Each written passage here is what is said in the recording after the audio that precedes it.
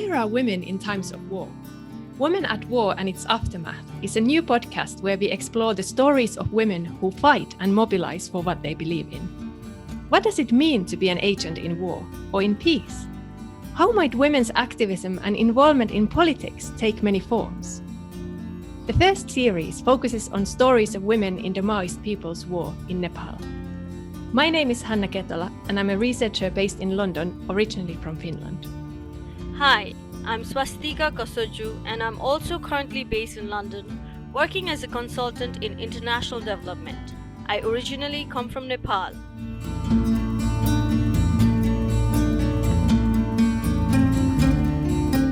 I say to those people, party in charges and political leaders, I do not give the programs to you. I myself am a conflict victim. I do conflict victims' work.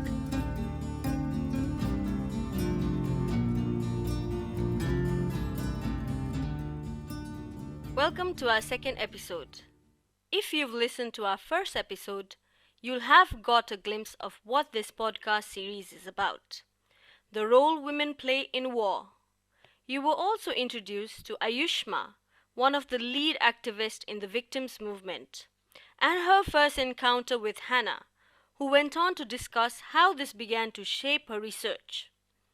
In today's episode, we meet Rashmila and Sita, whose husbands were disappeared during the Maoist People's War and who are very much active to date in the victims movement. They talk about their roles in the victims' fight and how sharing experiences of grief and loss motivated them to join, as well as the sacrifices and challenges that women face in pursuing the cause.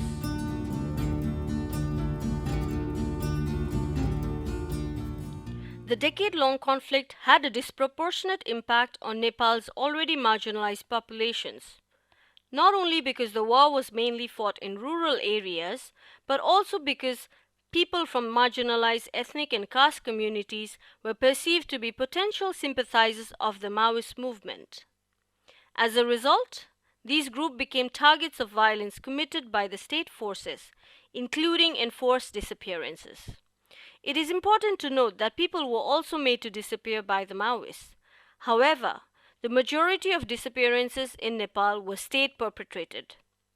To give you an example, Bardia is a district in the southwest region of the plains that had the most cases of disappearances in Nepal.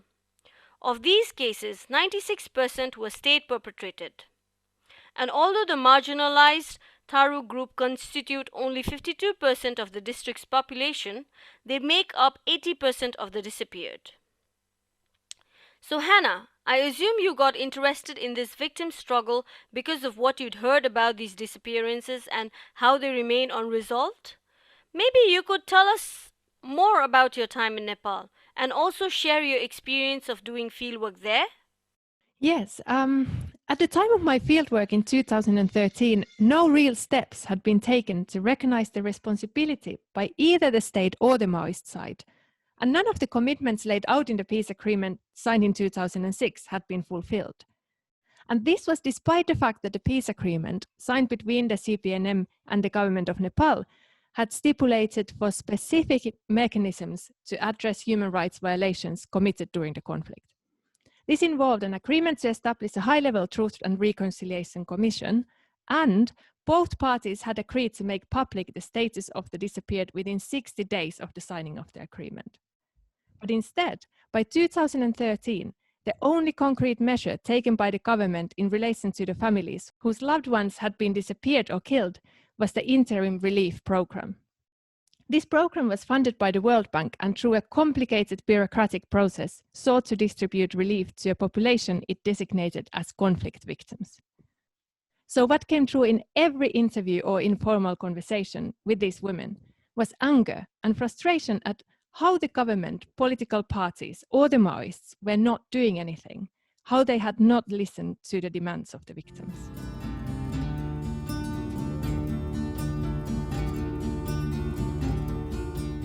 Pramila and I traveled to Bardia from the neighboring district of Banke. Pramila, as I mentioned in the previous episode, was my amazing traveling companion throughout the research, translating in the interviews and providing research assistance. We were staying first for a few days in the headquarters of the rural district. We were both exhausted from the interviews and meetings we had had in Banke and the travel in the small packed shared car. Prior to our arrival, we had gotten in touch with members of a victims group and 2 human rights NGOs active in the district. We happened to bump into someone who worked for one of the NGOs on the evening of our arrival. The town was very small. He agreed to contact women who were active in a group associated with the NGO and ask if they would like to meet us the following day. We met 3 women and shared lunch with them in the guest house we were staying at, and Rashmila was one of them. She agreed to talk to us about her experiences of being involved in the movement. She was the last of the women we interviewed that day. We apologized that she had had to wait, but she said she didn't mind and spoke at length, calmly, making sure we understood precisely what she wanted to get across. सुरुमा त अब 2059 सालमा द्वन्द्वको कारणले श्रीमान हराउनुभयो। त्यसपछि केही दिन त घरैभित्र एक्लै बसेर रोइयो। केही दिनपछि उहाँ हराएपछि उहाँको खोजीमा In 2002, my husband was made to disappear during the conflict period. Initially, I would spend my time at home crying for days. After a few days of him becoming a missing person, I started a search for my husband. It was during this search I came across other women who shared similar experiences like me. It was during this time that an NGO brought women from all over Berdia facing a similar situation together. They created this platform where we became friends through sharing our pain and experiences. After sharing my experiences and coming across women who shared theirs, I felt a certain relief. I realized that I'm not the only one who has experienced so much pain, and that there are other women like me whose husbands are missing persons. I felt that I'm not the only one suffering from the loss of a husband, that there are many other people who are still missing. I think this gave me courage to start searching for the missing persons. I felt, and we as a group felt, that we have to unite in this search. We have to come together and move forward in the search for our missing persons. We cannot do it all alone, but rather we need to move hand in hand towards the same direction. We need to move forward together. This is how we became organized. This is a well-established association of families whose relatives were made to disappear during the war. It is one of the largest associations in Nepal and has been active in Bardia since the early 2000s. In the interview with Rashmila, she shared about what took place at the time of her husband's disappearance. पहिला त जुन बेला मेरो श्रीमानलाई समातेर ल्याएर जिल्ला प्रशासन कार्यालयमा राखिएको थियो अनि त्यति बेला पटक पटक खानेकुरा लिएर आउने गर्थे। When my husband was arrested and put in the district police office custody, I used to visit him every time, used to bring him meals to eat, but they would not allow me to take the food I brought for him inside. I wasn't even allowed to meet him. I would wait all day, hoping I would get to see him, meet him, but come in the evening time, I would be told to return home and come back the following day. I would return home disappointed. My children were very small then. I would cry all night at home, and again in the morning, I would return to the headquarters. At times, I would try to force my way in, but then the police officers at that time would shout at me, scold me. There were many other days like this, days passed like this, and I never even got to meet him. I didn't even know what circumstances he was in. They never even allowed to pass the food that I brought for him. They always used to shout at me, scold me, and verbally abuse me. They always disrespected and insulted me, saying, "Your husband is a Maoist. We suspect him to be a Maoist supporter, and hence have brought him here for investigation. Why do you come here to meet him? We will arrest you as well." They always insulted me with such harsh words and language. Even till date, when I think about all that I have been put through during that time, it's very painful. It's very difficult. Even now, when we have to go through the same district office, when we have work, my heart does not feel right. Although I never saw the room with my own eyes, I still feel that if only I could see that room. Till this day, I feel I want to see the room where my husband was last kept in. I still feel that there could be something in that room, maybe some proof of my husband's disappearance, even though I've never got to see the room. That hope that something might be there or I might get some information makes me want to see and go into that room. Later in the interview, Rashmila goes on to explain how women like her, who were already active in the movement, were trying to convince others to come out of their homes and express or share their feelings. त्यस्तो गाउँघरतिर अझै आफ्नो कुरा राख्न नसक्ने महिलाहरू छन्, अझै छन्, अझै पनि मेरो मनमा यस्तो छ. There are many women in the village areas who still cannot express themselves. They still cannot bring forward their issues or share their experiences. We can still find women who are not able to express or share their feelings or problems. When we talk to them sometimes, just having a generic conversation is also difficult for them. They just start crying. I have to convince them and also console them, telling them that I am like them. I have the same story that they have. I try to console them and ask them not to cry. They try to talk to me after that. They try very hard to share their feelings, but then again they cry. I have been very active. I have learned so much, and I have participated in many programs where I have learned that we cannot just sit and cry. We have to do something. I have understood that. Even though inside I feel many different things, outside in behavior, I don't show any feelings. I have to be very practical. One of the key points that I would like to raise here is about the strong connection formed through sharing of experiences and how important it is to have safe spaces for any kind of movement to take form. Women in Nepal often tend to be able to create a bonding and safe space when they come together in times of grief. And I think it is grief and the loss of their family members that often binds them to each other through sharing similar life stories. Also, once they share their stories and grieve together, it also helps them break down boundaries and come out of their homes. It is women like Rashmila who encourage other women suffering similar fates to come out of their homes. And it is easier for these women to relate to her because they can relate to her story. So, giving and creating safe space where they can express themselves is of utmost importance. Yeah, I completely agree. I was also thinking about the importance as well as the difficulty of sharing experiences of loss. Because to me, Rasmila's reflections show also how becoming able to share experiences is something that not only brings relief, but is a crucial part of the process of becoming active. So when I met Rashmila and listened to the stories of other women like her, I started to think that the capacity to share experiences is not necessarily something that comes easy. It is a capacity that needs to be cultivated. And here Rasmila describes how this capacity is crafted through the constant practice of what she calls coming out. And this coming out involved participating in activities organized by NGOs, through searching for her missing husband together with others, and through traveling to meet other relatives of the missing. So, to me, it is the capacity to speak and to share with others that distinguishes Rashmila as a woman who is active. And I completely agree with you, Hannah. Being able to advocate for others or other people's rights has been seen as a coping mechanism for their own loss.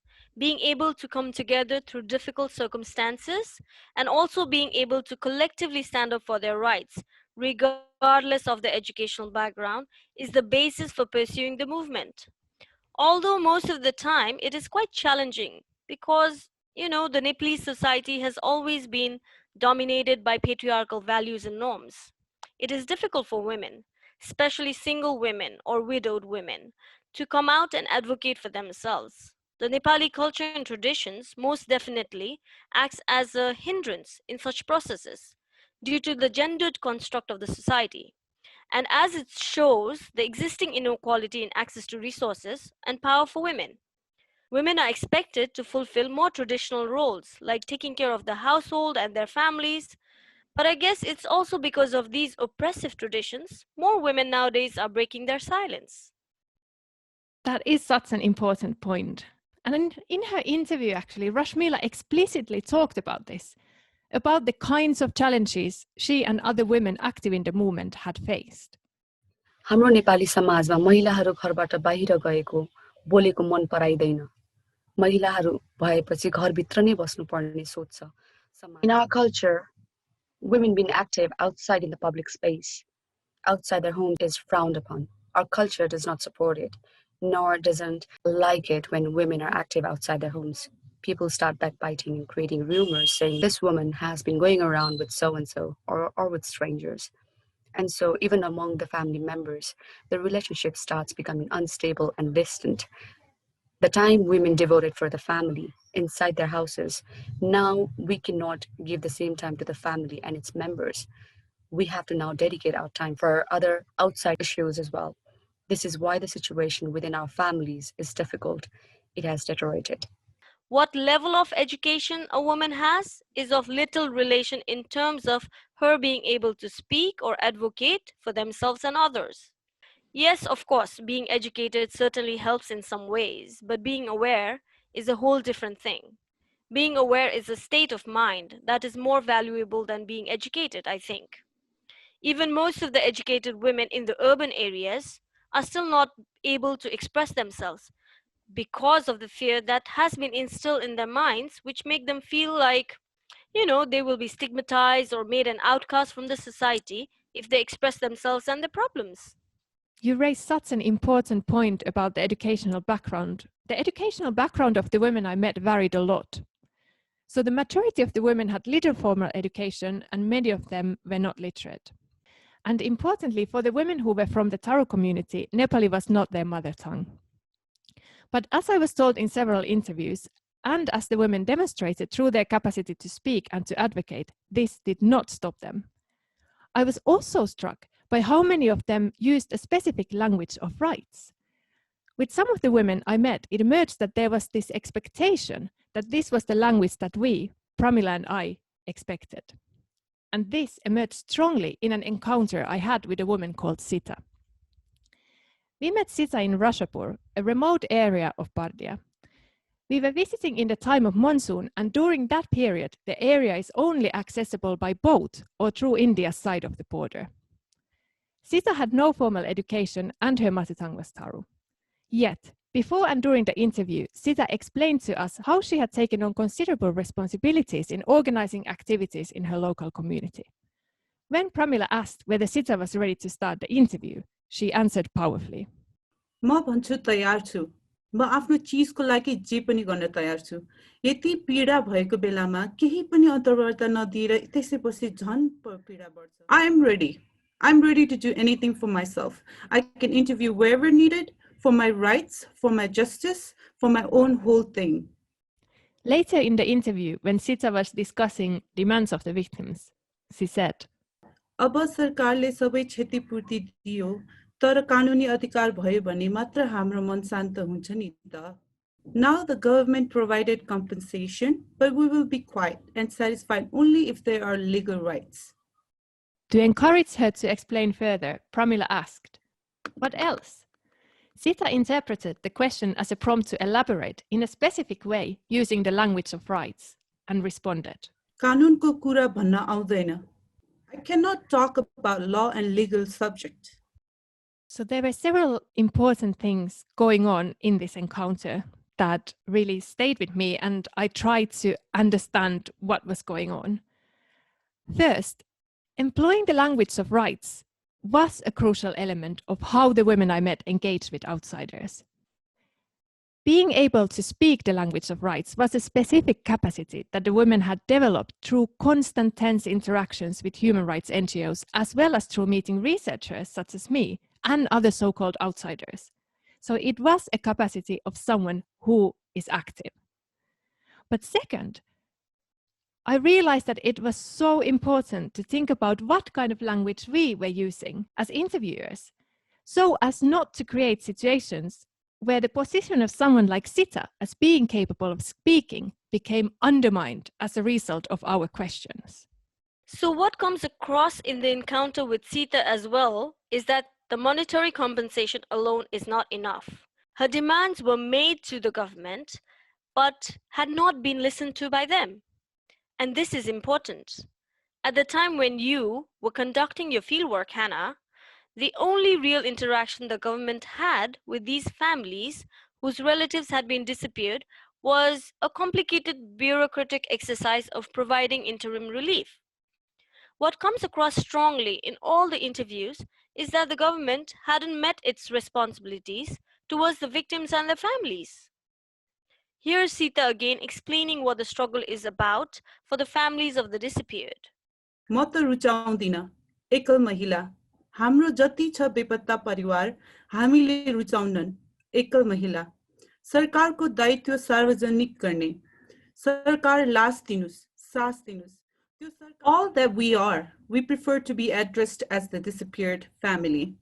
We focus more on making the government realize their responsibility and make the status of our people public. We pressurize the government in providing us with their bodies, and if not deceased, then our people. The government has not done anything so far in this matter. We do not have any obligations. The government is responsible for this and it should be done. Yes, and this is absolutely crucial. The frustration and anger about not being listened to by the government or the political parties came through every single conversation I had. And what this strikes me as is how this struggle is in many ways about being recognized as citizens and about being treated with respect. Often it came across that there had been massive changes after the peace agreement. Yet for the families of the disappeared and the community of the victims, these changes hadn't come and they had not been heard. So, could you say a little bit more about what you mean by the community of victims? We have talked about how being able to speak and share experiences is an important part of being active. But I think there is more to this story and about how this struggle of fight is a collective fight. What is the sense of community that these women talk about? And how did this come up in the encounters you had?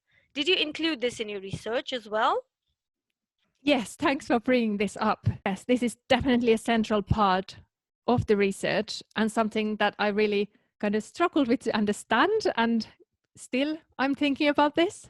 I think that one of the main points I would want to unpack here is this idea that the community of victims was a form of collectivity that was brought out of shared experiences of loss and vulnerability. And also that this was a collectivity, a way of being together that was intimately linked with affective or emotional ties. And that these ties had specific responsibilities attached to them. But before I say more, I would like to listen here to how Ayushma, whom you encountered in the first episode of the podcast, described these ties in our conversations. Ayushma, whose husband had been disappeared by the police, told us how through her activism she had formed close ties also with women whose husbands had been in the police or the army.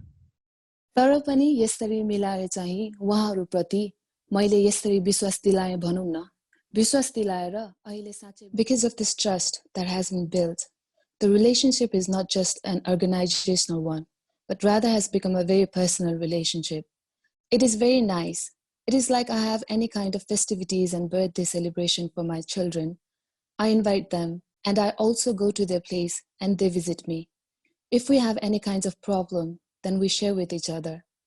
There are about 3 or 4 friends who love me and each other like they would their own siblings. The bond is very strong. It is like a blood relation and I'm very happy with them. I stay with them. One of them, she's quite old. So in that sense, she also treats us like her daughter in every way. Even when my children are ill, she supports me by sometimes sending money or fruits. When traveling to different villages and towns during fieldwork, we often ended up being present in gatherings, often involving both men and women, that emerged through an organized setup, such as training program organized by a human rights NGO, or as a result of a more spontaneous get-together when several people active in the victims group joined us when we were visiting someone's house to conduct an interview. What I was struck by was how these gatherings had a certain lightness about them, how people were laughing, making fun of each other, as well as of my attempts at communicating in bad Nepali. It also seemed that making these encounters happen was important to the women I met. So for example, the day we met Rashmila, all the women who we interviewed that day waited for the others to finish and then went to spend time together. Perhaps because of these encounters, I was attuned to instances where the women described how they felt a closeness with people they had met along the process of becoming active. people who had gone through similar experiences, both women and men, but often specifically women. It was this closeness that seemed to provide relief from the devastating loss of a loved one and from the constant daily reminders of that loss. And through this, new ties, often expressed through kinship terms as Ayushma did. Also, Hannah, what I found particularly interesting was how these ties seem to be characterized by specific responsibility towards others, or how the women appeared to be advocating not just for themselves but for others. What do you think made them advocate for others? Where did this sense of responsibility towards others arise from, do you think? Yes, this is something I have been wondering about. And that was something that became quite central to the research, trying to understand this aspect, or kind of to understand and to answer that question you have just posed. So I think what I have done is to explore these ties and the responsibilities attached to them by focusing on what I have called practices of advocating for others. And what these are different constant activities through which the women I met had sought to work, negotiate, or speak on behalf of or for others. So, for example, Sita told us how she had confronted political leaders or party members in her village. यो समूहमा काम गर्दाखेरि गाउँका केही मान्छेहरू छ नि त्यो वर्गका सबै कार्यक्रम समात्न खोज्छन्. While working in the group, big person of the village, they want to grab all the programs. I say to those people, party in charges and political leaders, I do not give the programs to you. I myself am a conflict victim. I do conflict victims work. I conduct a committee. I move forward for these conflict victim people. Many of the women I met referred to advocating for other women alongside invoking the notion of victims more broadly. The women narrated such practices in the context of specific interactions. So interactions with government officials, with NGOs, INGO representatives, with Maoist party cadres or other political leaders, and with relatives of women whose husbands had been disappeared or killed. These practices were often even more crucial in situations where many of the women had moved away from the joint family and were living alone, often caring for young children. So what I tried to get across in the research is that these practices of advocating for others were both enabled by and strengthened the ties that had been wrought out of experiences of loss. So in this way, the practices were a crucial part of bringing into being and sustaining this community of victims. Or you could say that it was through forming these intimate ties with others, through the shared vulnerability and experiences of loss, that the women I met were mobilizing. Maybe I leave it there, because it is in the next episode that we will talk a little bit more about how it appeared that this community of victims was, in fact, in interesting ways, also a product of peace-building practices. Or to say this differently, how the victims' struggle was in complex ways entangled with practices of NGOs active in the area, including human rights training. Yes, you're right, Hannah. And as you've said, in the next episode, we will explore the stories of women active in the victims' movement from a different angle. What is the relationship between victims' struggle and the established NGOs? Were there any tensions at the heart of this? And are there any spaces for solidarity? We will be discussing this and many more things, so tune in again next time to catch up with us on our third episode. This is Women at War and Its Aftermath, a podcast about the untold stories of women who fight and mobilise for what they believe in. The podcast is co-hosted by Swastika Kazaju and Hannah Kettler and co-produced and co-edited with Lizzie Ellen Aisha Khan. The voices for the stories are provided by Ankita Manadur, Divya Tapamagar, Manita Shrestha and Abhishek Shrestha. This podcast series was made possible by funding from the Economic and Social Science Research Council and King's College London. Thank you so much for listening, and please rate and review us on your preferred podcast provider. It really helps us reach more listeners with our inspiring stories of women at war.